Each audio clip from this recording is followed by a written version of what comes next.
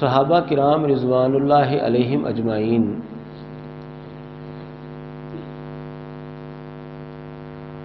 ان کا شوق نماز اس قدر تھا کہ جیسے ہی نماز کا وقت ہوتا تو کاروبار چھوڑ کر اپنے معاملات چھوڑ کر مسجد کی طرف آ جاتے اور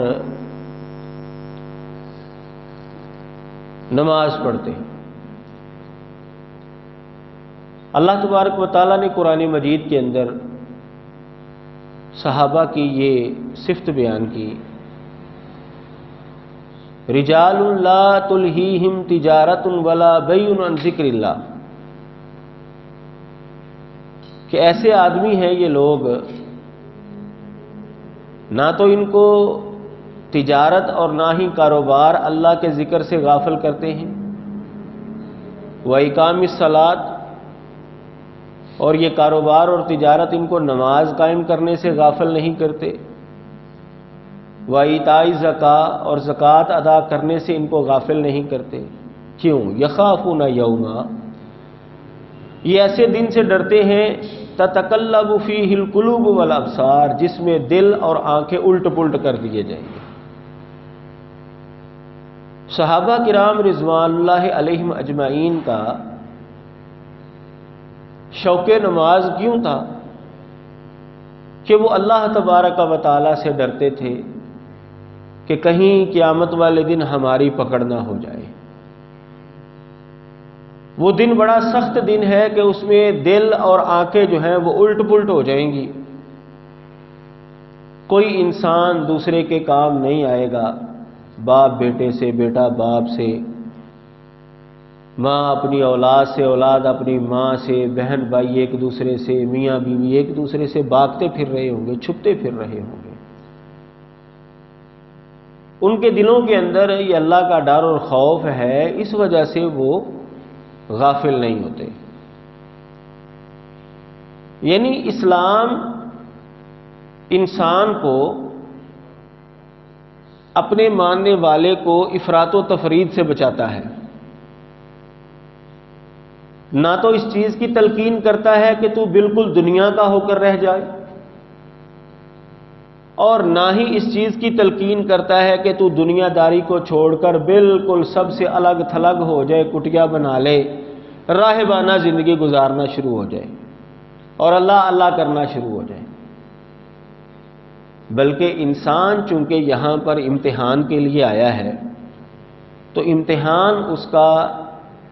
اسی طرز پر ہے کہ وہ دنیا کو بھی اور دین کو بھی ساتھ ساتھ لے کر چلے۔ ربنا آتنا فی الدنیا حسنۃ وفی الآخرۃ حسنۃ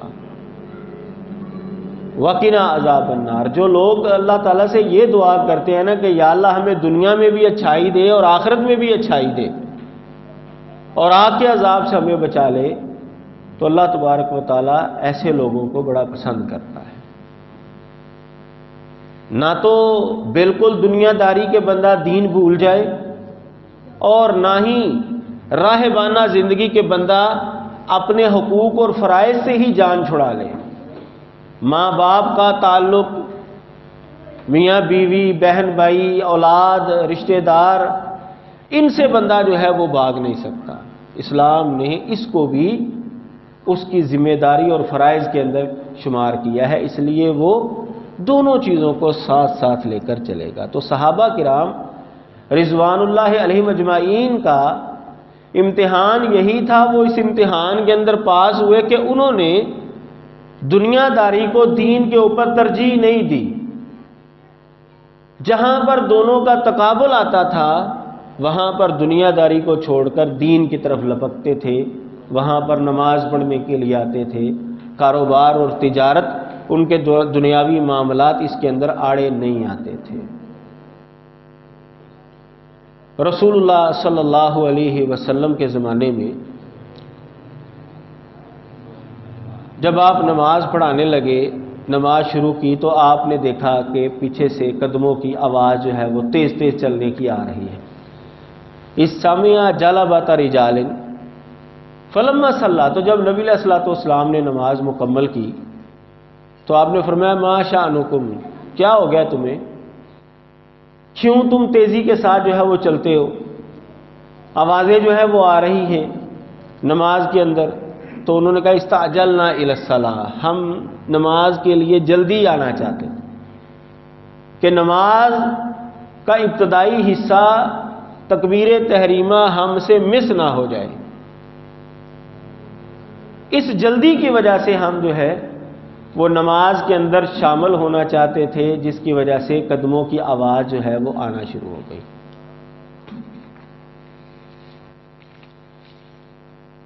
رسول اللہ صلی اللہ علیہ وسلم نے ارشاد فرمایا فلا تفعلوا،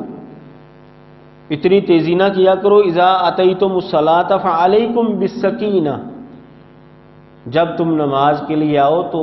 سکینت اختیار کرو، آرام اور وقار کے ساتھ نماز پڑھنے کے لیے آؤ. جو تمہیں مل جائے وہ پڑھ لو، جو باقی رہ جائے وہ بعد میں اٹھ کر پڑھ لو. یہ صحیح بخاری کے اندر حدیث موجود ہے. اس حدیث سے یہ بات معلوم ہوتی ہے کہ صحابہ کرام رضوان اللہ علیہم اجمعین نماز پڑھنے کے کس قدر شوقین تھے کہ ان کی کوشش ہوتی تھی کہ تکبیر تحریمہ تکبیر اولیٰ ہم سے مس نہ ہو جائے. اگر کوئی تھوڑا سا لیٹ ہو جاتا تو وہ تیزی کے ساتھ بھاگ کر نماز کے اندر شامل ہونے کی کوشش کرتا، کہ نبی علیہ الصلوۃ والسلام کو ان کو منع کرنا پڑا کہ تیزی کے ساتھ نماز کے لیے نہ آیا کرو. یہ صورتحال ہے جی صحابہ کی. حضرت انس رضی اللہ تعالیٰ عنہ فرماتے ہیں کہ رسول اللہ صلی اللہ علیہ وسلم عشاء کی نماز بسا اوقات لیٹ پڑھاتے اور اس قدر تاخیر کر دیتے بسا اوقات. فرماتے ہیں کانا اصحاب رسول اللہ صلی اللہ علیہ وسلم ینتظرون العشاء الآخرۃ حتی تخفق رؤوسہم، نماز کا انتظار کرتے کرتے صحابہ صفوں کے اندر یہ کیفیت ہو جاتی کہ ان کے سر جو ہیں وہ نیند کی وجہ سے جھکنا شروع ہو جاتے، لیکن جماعت کے ساتھ نماز پڑھ کر ہی جاتے ہیں. سنن ابی داود کے اندر یہ روایت موجود ہے کہ صحابہ کرام رضوان اللہ علیہم اجمعین نماز پڑھنے کے لیے کس قدر انتظار کرتے تھے. نیند بھی آئی ہوتی تھی، سر جھک رہے ہیں، لیکن یہ نہیں کہ ہم اپنی پڑھ کر چلے جاتے ہیں، بڑی آج لیٹ ہو گئے ہیں تو پہلے چلے جاتے ہیں. نہیں، نماز پڑھتے تھے پھر جاتے تھے. رسول اللہ صلی اللہ علیہ وسلم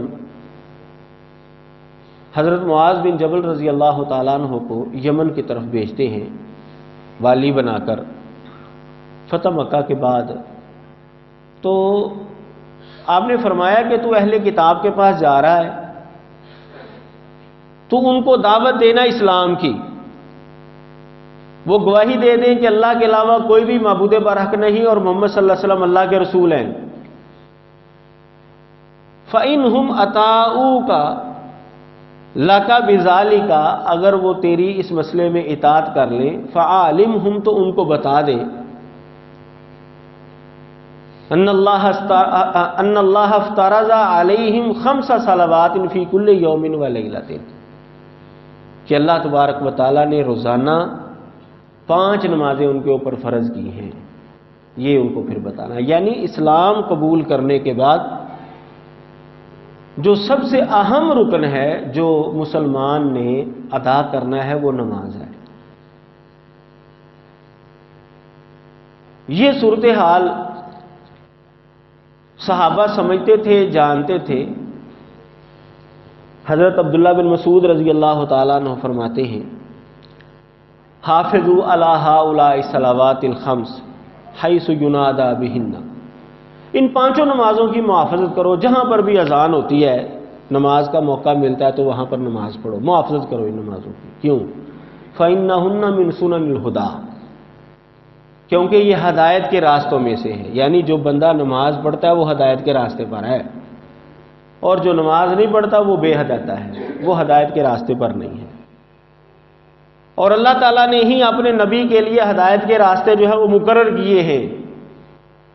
وَلَقَدْ رَأَيْتُنَا وَمَا يَتَخَلَّفُ عَنْهَا إِلَّا مُنَافِقٌ بَيِّنُ النِّفَاقَ،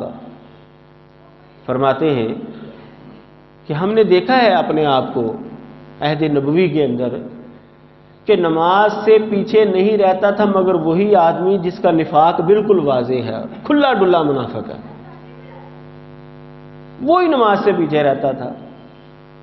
باقی کلمہ پڑھنے والے جو ہیں وہ نماز سے پیچھے نہیں رہتے تھے، وہ نماز کے اندر آتے تھے۔ وَلَقَدْ رَأَيْتُنَا، اور میں نے یہ بھی دیکھا ہے اپنے آپ کو، یعنی صحابہ کو میں نے یہ بھی دیکھا ہے کہ ایک آدمی جو ہے وہ اتنا بیمار اور لاغر ہے کہ وہ نماز پڑھنے کے لیے مسجد میں خود چل کر نہیں آ سکتا، تو وہ دو آدمیوں کے کندھے پر ہاتھ رکھ کر جو ہے گھسٹتا ہوا، اس کے پاؤں گھسٹ رہے ہیں اور پھر وہ مسجد کے اندر آ رہا ہے۔ ایسے بھی میں نے صحابی دیکھے، نماز پڑھنے کا اس قدر ان کو شوق ہے کہ بیماری کی حالت میں بھی وہ گھر کے اندر نہیں ٹک رہے، نماز کا وقت ہو گیا تو دو آدمیوں کے سہارا لے کر جو ہے وہ مسجد میں آنا پڑا تو وہ آ گئے۔ سنن نبی داؤد کے اندر یہ روایت بھی موجود ہے۔ حضرت عبداللہ بن مسعود رضی اللہ تعالیٰ عنہ کے اس قول سے یہ بات معلوم ہوتی ہے کہ نماز سے پیچھے وہی رہتا تھا کہ جو معلوم النفاق ہے، بین النفاق ہے، جس کا نفاق بالکل واضح تھا۔ اور جو پکے مسلمان ہیں وہ قطعاً نماز جو ہے وہ نہیں چھوڑتے تھے۔ اس کا مطلب یہ ہے کہ پکے مسلمان ہونے کے لیے نماز پڑھنا جو ہے یہ ضروری ہے، یہ لازم ہے۔ صحابہ کرام رضوان اللہ علیہم اجمعین اس بات کو سمجھتے تھے۔ عشاء اور فجر کی نماز کے اندر خاص طور پر منافق جو ہے نا وہ سستی اختیار کرتے تھے، کیونکہ یہ دونوں نمازیں جو ہیں ذرا مشکل وقتوں میں ہوتی ہیں، لیکن باقی تین نمازوں کے اندر وہ بھی مسلمانوں کے ساتھ ساتھ اگلی صفوں میں ہی ہوتے تھے۔ یعنی آپ یہ کہہ سکتے ہیں کہ منافقین بھی سمجھتے تھے کہ اگر ہم نے نماز نہ پڑھی تو ہمارا پردہ جو ہے نا وہ چاک ہو جائے گا، مسلمانوں کو پتہ چل جائے گا کہ یہ بندہ مسلمان نہیں ہے، یہ منافق ہے، اس نے اوپر سے کلمہ پڑھا ہے۔ وہ بھی اس بات کو سمجھتے تھے، اس لیے وہ بھی کوشش کرتے تھے کہ نماز کے اندر ہم جائیں، مسجد نبوی کے اندر نبی علیہ السلام کے پیچھے نماز پڑھیں ہم۔ سستی تو ظاہر ہے وہ دل سے تو پڑھتے نہیں تھے، سستی وہ کر لیتے تھے، لیکن نماز پڑھنے کے لیے جو ہے ان کی کوشش ہوتی تھی جائیں کہیں مسلمانوں کو ہمارا پتہ نہ چل جائے۔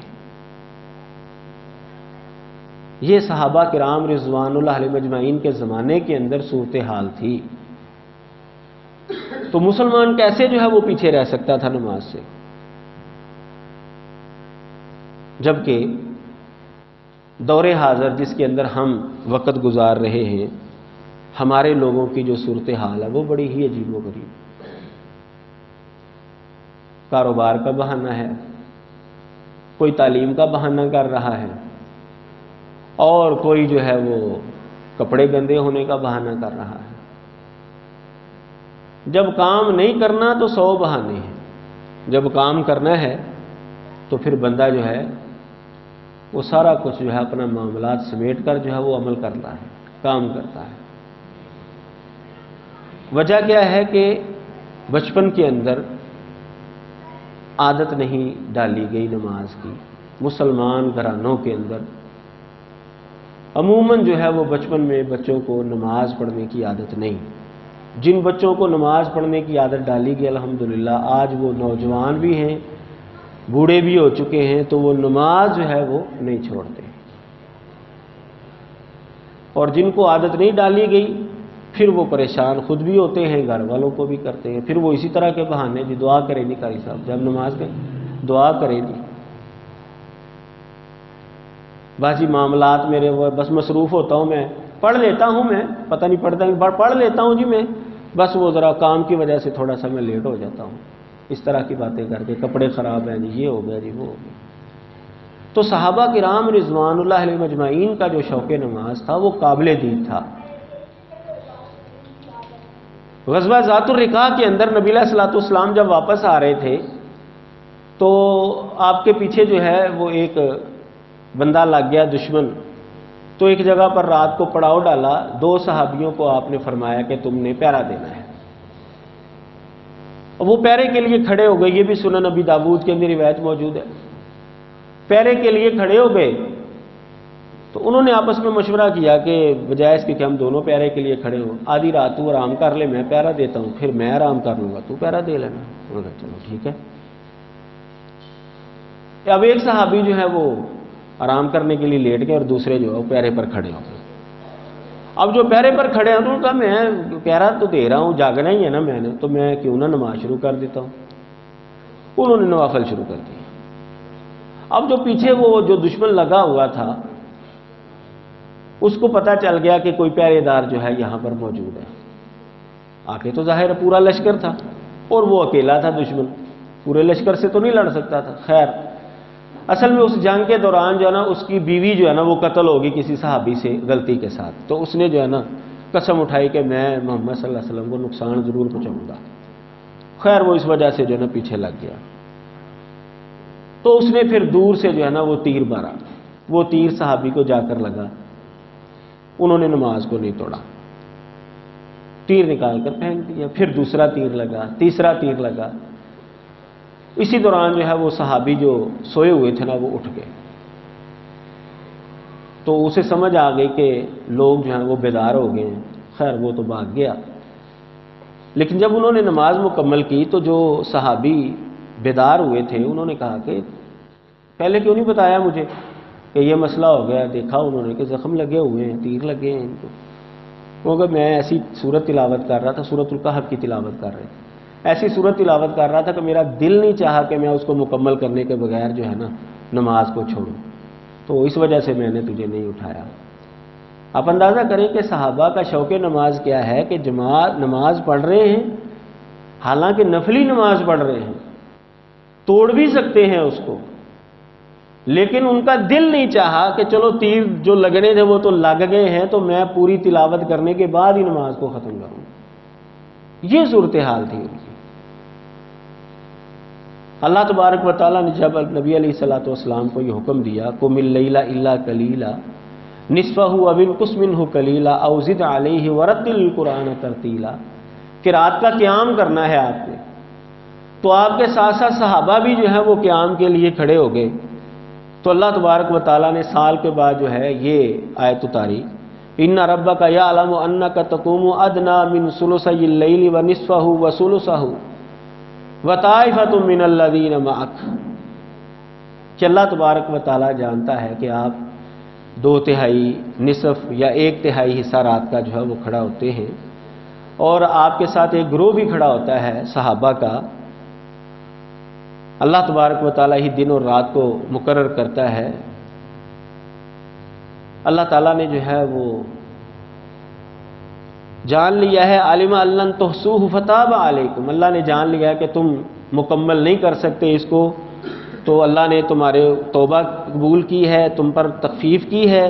جو تم سے میسر ہو وہ پڑھو، کیونکہ تم میں سے بعض بیمار ہیں، بعض جو ہے وہ سفر پر روانہ ہو جاتے ہیں، اللہ کا فضل تلاش کرتے ہیں، کچھ جو ہے وہ جہاد فی سبیل اللہ کے لیے جاتے ہیں، اس لیے اب جتنا وقت چاہے تم پڑھ سکتے ہو۔ اب یہ مخصوص وقت جو ہے یہ ختم، اس کی فرضیت ختم ہو گئی۔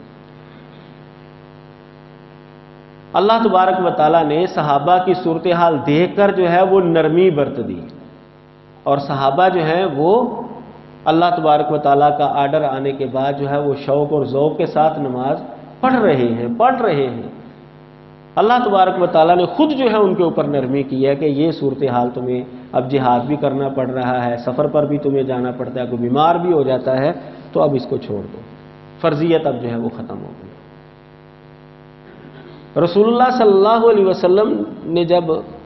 رات کو قیام کیا تھا 3 راتیں رمضان کے اندر، آپ کو پتہ ہے پہلی رات جب آپ نے قیام کیا تو چند صحابہ کھڑے ہوئے، ان کو پتہ چلا، دوسری رات قیام کیا، صحابہ جو ہے وہ کافی ہو گئے، تیسری رات تو مسجد ہی بھر گئی ساری، چوتھی رات آپ نہیں نکلے، صحابہ جو ہیں وہ باہر انتظار کر رہے ہیں، کوئی کنکری بھی مار رہا ہے دروازے کو کہ شاید آپ سو گئے ہیں تو آپ اٹھ جائیں گے۔ صبح کو پھر نبی علیہ الصلوۃ والسلام نے فرمایا کہ مجھے تمہارا انتظار کرنا معلوم تھا، مجھے پتا تھا کہ تم انتظار کر رہے تھے، لیکن میں اس لیے باہر نہیں آیا کہ مجھے یہ خطرہ پیدا ہو گیا کہ کہیں اللہ تعالیٰ تمہارے اوپر اس کو فرض ہی نہ کر دے تہجد کی نماز کو، قیام اللیل کو، کہ تمہارا شوق اور ذوق دیکھا ہے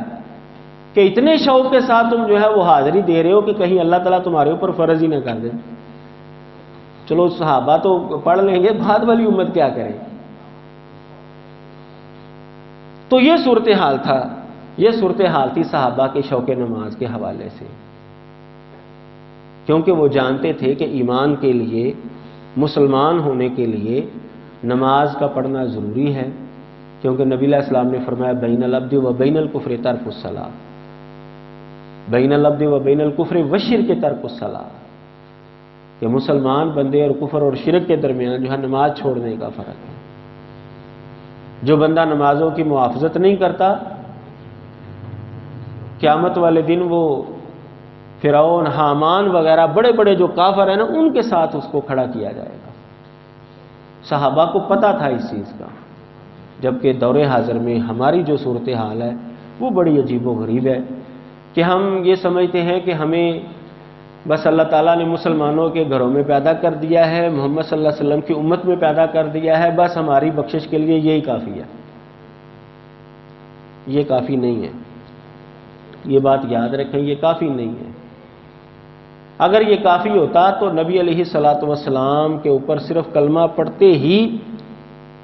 صحابہ جو ہے نا وہ اپنے کام کاج کے اندر لگ جاتے، بھائی ٹھیک ہے نماز روزے کی کوئی پابندی نہیں ہے، جنت میں تو ہم چلے ہی جائیں گے، لیکن ایسا قطعا نہیں تھا۔ نبی علیہ الصلاۃ والسلام باقاعدہ ان کی تربیت کرتے تھے، اور وہ بھی اپنے بچوں کی آگے تربیت کرتے تھے، کیونکہ ان کو پتہ تھا کہ نماز کے بغیر جو ہے وہ چھٹکارا نہیں ہے۔ سب سے پہلا حساب ہی نماز کے متعلق ہوگا، اگر بندہ اس میں سے چھوٹ گیا باقی اعمال میں سے بھی چھوٹ جائے گا۔ قیامت والے دن جب سجدے کا حکم ہوگا، اللہ تعالیٰ کو جب سجدہ کرنے کا آرڈر آئے گا تو وہی سجدہ کر پائیں گے جو دنیا میں سجدہ کرتے ہیں، جو دنیا میں نماز پڑھتے ہیں۔ جو دنیا میں اللہ کو سجدہ نہیں کرتے تو وہاں پر وہ کیسے سجدہ کریں گے؟ وہ تو بالکل سیدھے کوشش ہوگی ان کی سجدہ کرنے کی، لیکن وہاں پر وہ سجدہ کر ہی نہیں پائیں گے۔ تو صحابہ کرام رضوان اللہ علیہم اجمعین کا شوق نماز اس وجہ سے تھا کہ وہ سمجھتے تھے کہ بھائی اس کے بغیر اسلام کے اندر داخل ہونے کا کوئی مقصد ہی نہیں ہے، یہ اسلام کے بنیادی رکنوں میں سے ایک رکن ہے۔ جبکہ ہمارے ہاں نماز نہ پڑھنے کو شاید فیشن جو ہے وہ سمجھا جاتا ہے، اور نماز پڑھنے کو جو ہے وہ وقت کا ضیاع شاید سمجھا جاتا ہے کہ وقت جو ہے وہ ضائع ہو جاتا ہے، کاروبار جو ہے وہ ضائع ہو جاتا ہے، ہماری تعلیم جو ہے وہ ضائع ہو جاتی ہے۔ بھئی یہ اس وقت پتہ چلے گا جب انسان آنکھیں بند کرے گا اور اللہ کے حضور جائے گا، پھر اسے پتہ چلے گا کہ نماز پڑھنا یہ وقت کا ضیاع ہے یا کہ نماز نہ پڑھنا یہ زندگی کا ضیاع ہے۔ اللہ تعالیٰ ہر ایک کو سمجھنے کی توفیق عطا فرمائے۔